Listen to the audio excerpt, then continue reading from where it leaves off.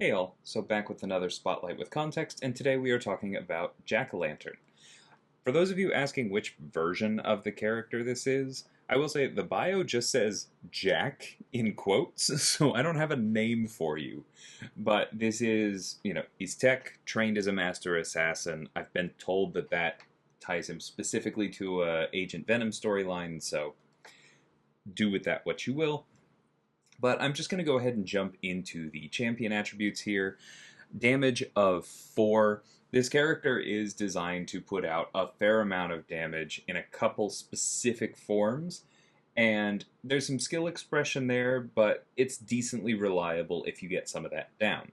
Survivability of 3.5. This is relatively targeted, but Jack can stop damaging effects from applying through his block, has significant energy resistance, and has some very niche regen that can be extremely helpful. So, better than average, I would say, but he's not a giant tank or anything like that.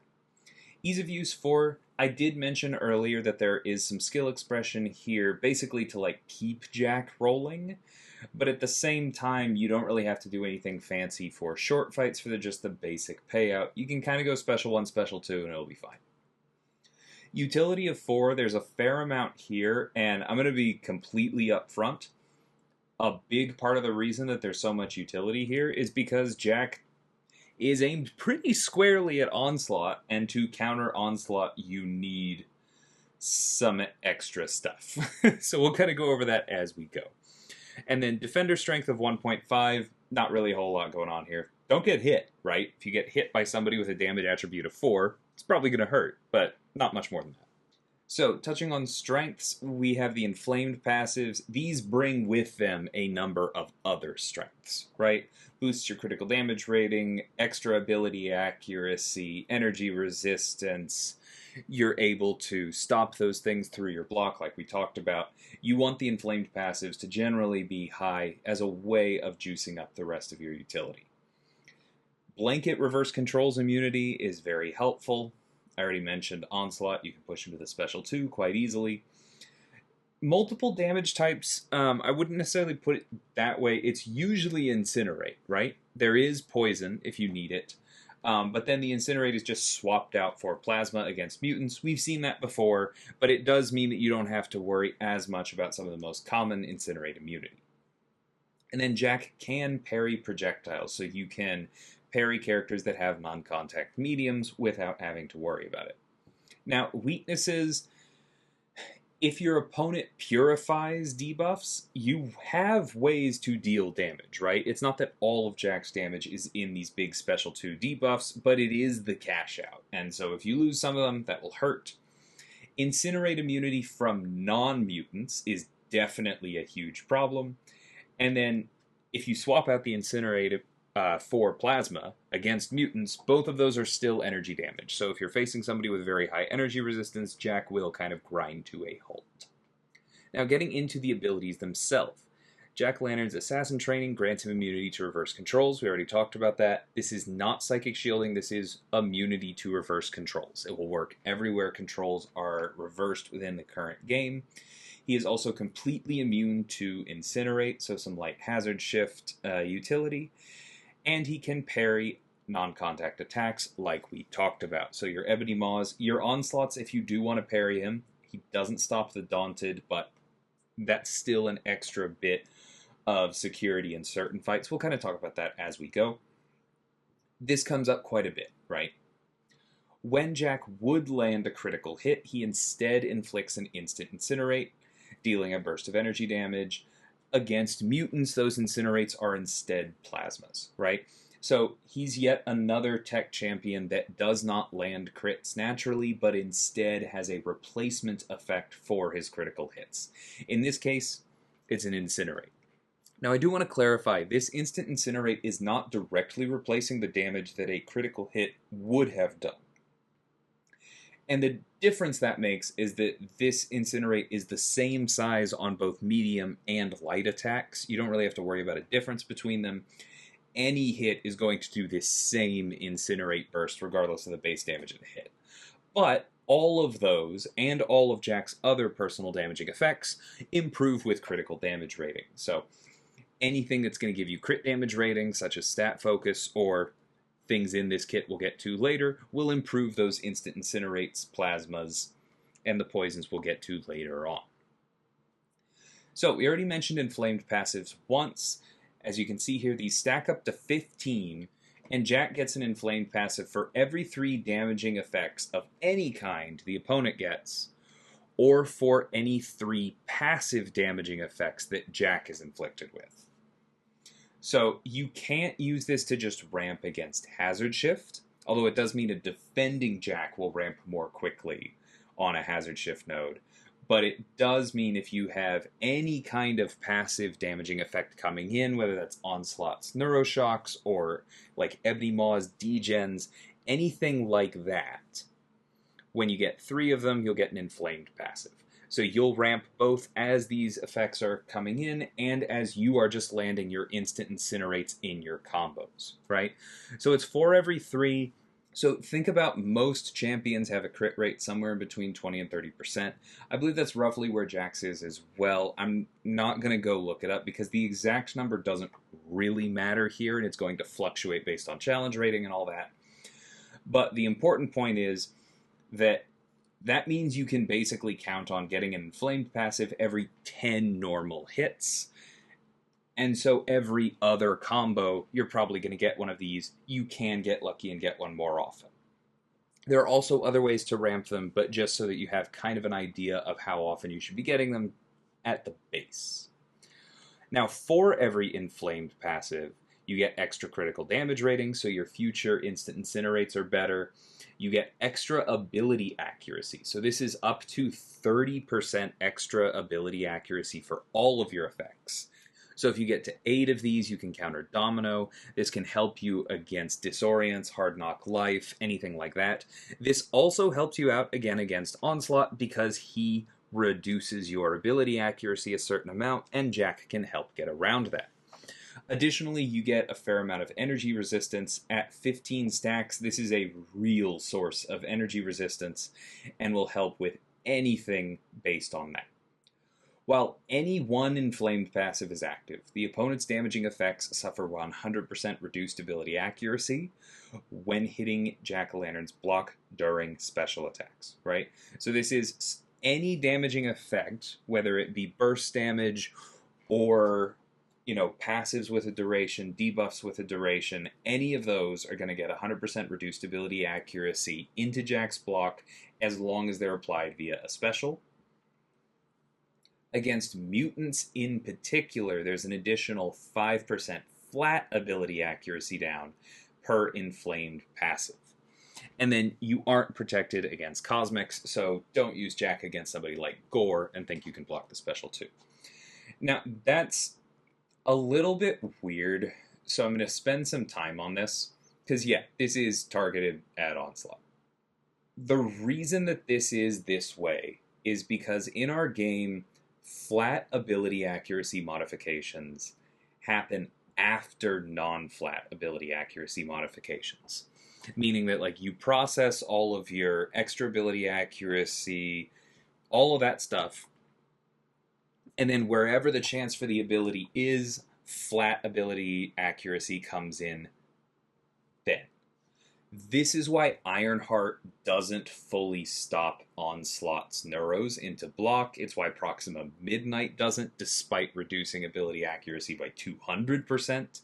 Because both of those characters reduce the chance for Neuros through block down to 0, and then Onslaught has a 50% flat chance to do it on top of that.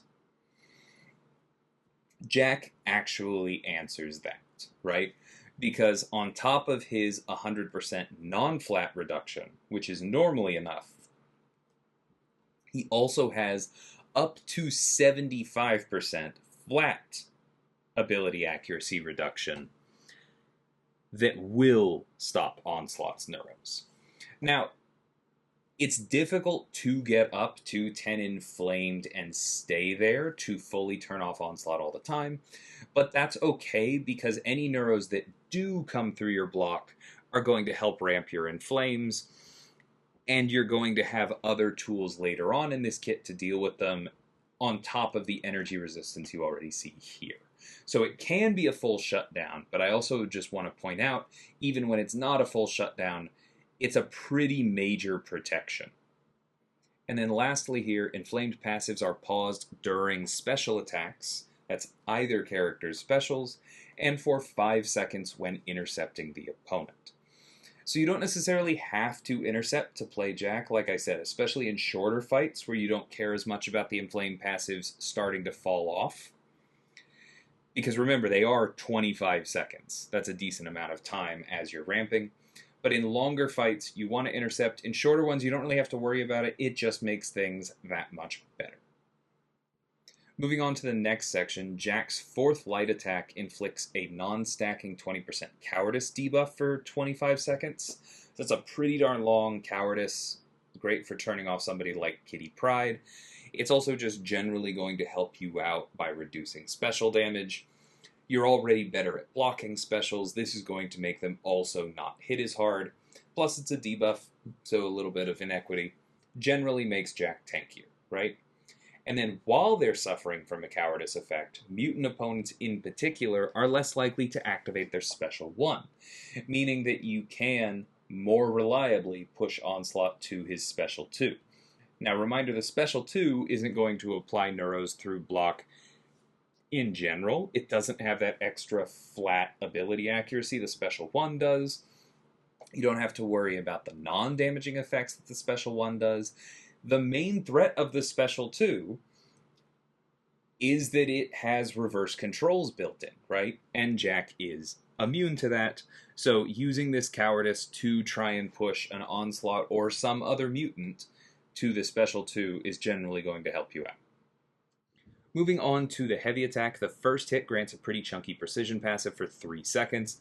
This means that if you throw the heavy, that heavy itself, and potentially the combo after it, if you're quick enough at finding another opening, are going to be much more likely to be crits, and therefore much more likely to inflict instant incinerates, and much more likely to ramp your inflame passives.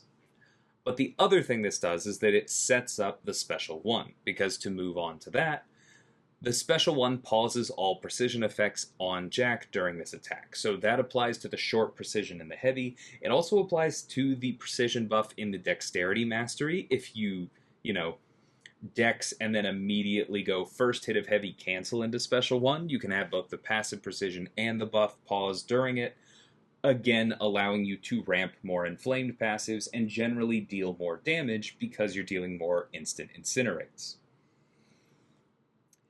When you activate the special 1, you automatically get 4 inflamed passives, which are going to increase your critical damage rating and boost any incinerates during this attack and going forward, right? So heavy canceling into special 1 is generally a pretty safe way to boost your damage.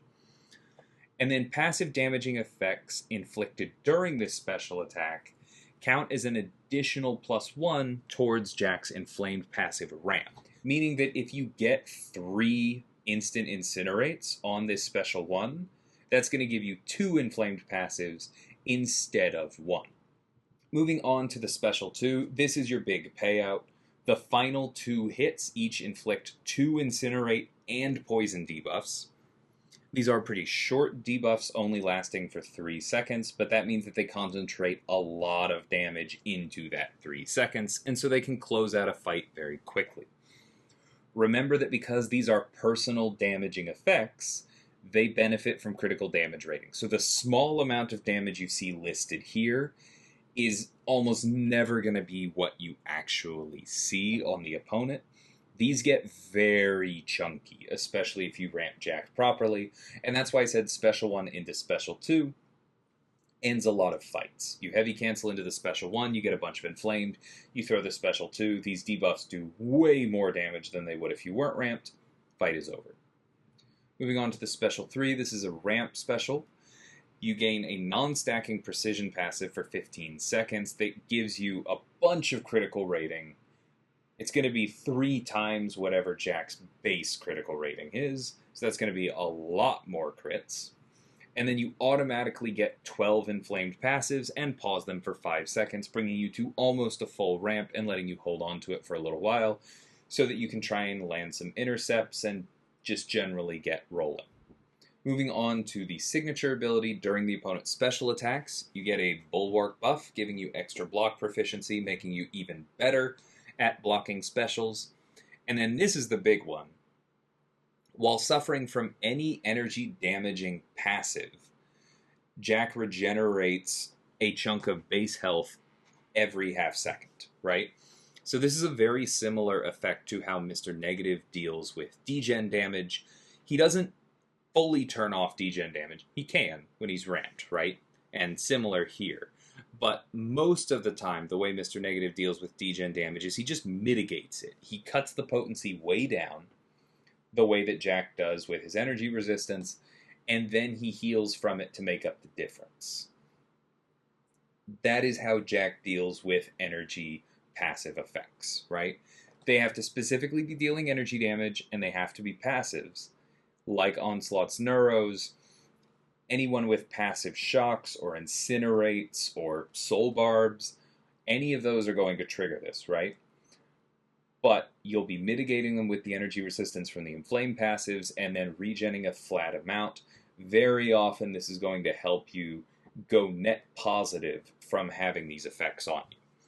You can't stack too many because it is a flat amount. This is not this much health per passive.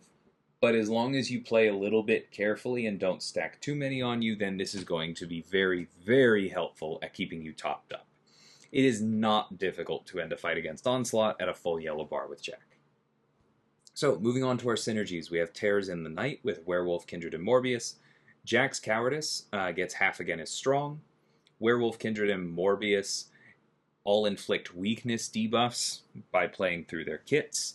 These can't retrigger if active, but 15% weakness for 15 seconds generally makes things easier and makes you tankier. All three of those characters have access to some kind of regen, so they're good at mitigating damage and then getting it back. Pumpkin Spice Bombings with Green and Red Goblin.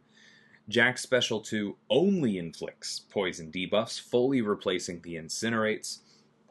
This makes him that much better against Onslaught and also against a number of other mutants. I still wouldn't necessarily recommend him against Bishop, because Bishop is going to react to all of that energy damage you're dealing with your instant plasmas, but this does make him significantly better against energy resistance by moving a lot of his payout from energy damage to direct damage via poison. So very helpful there. For Red Goblin, the Special 2 produces an extra Carnage Bomb for each Carnage Bomb hit. That's a pretty sizable damage boost for him. And for Green Goblin, the Pumpkin Bomb effects specifically in special attacks have their chance increased to 100%. This does not increase the chance of super bombs, and it also doesn't increase the ability accuracy of the beam hits in the special one. So don't look at this and go, ooh, guaranteed power drain. But it does help a lot with the dots Green Goblin has access to. Next up, Candleheads with Human Torch, Ghost Rider, and Kushala. When any of these characters are immune to an Incinerate, they get a Bulwark passive for 15 seconds, just generally making life easier. This is particularly nice for Human Torch, who famously does not have great block proficiency. And then we have a couple generics, Enemies and Nemesis here.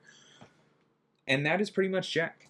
He has some decent synergy with both the Sentinel and the Green Goblin relics. Either of those have a ton of targets, so I would personally just kind of pick your biggest one if you want to do that. But yeah, I think Jack's fun. I think heavy canceling into specials is generally fun. I like techs that don't crit. The Special 2 is very satisfying, and it also responds really well to anything that gives Jack extra attack. That's not always important, but I bring that up because responding well to damage modifiers like that can help, right? It means that a character boosts more effectively. We tested him on a power shield node, and that was incredibly fun. Anything like that is just something to keep an eye out for. The Special 2 is very responsive. Within his own kit, Jack boosts critical damage, so that's something that's not necessarily going to help, but there are a lot of other things that can help him out a lot, because the damage really is pretty solid there.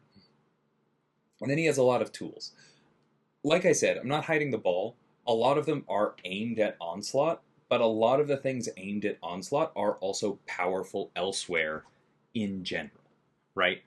Immunity to reverse controls is powerful. Extra ability accuracy is powerful. Parry non-contact is incredibly helpful. If you've been following along with the current Alliance War tactic, a very popular placement for Negasonic Teenage Warhead right now is the heavy hitter node on Path 5, because it is difficult to bait out her heavy, which you usually do so that you can then counter it and knock her down without dealing with her evade.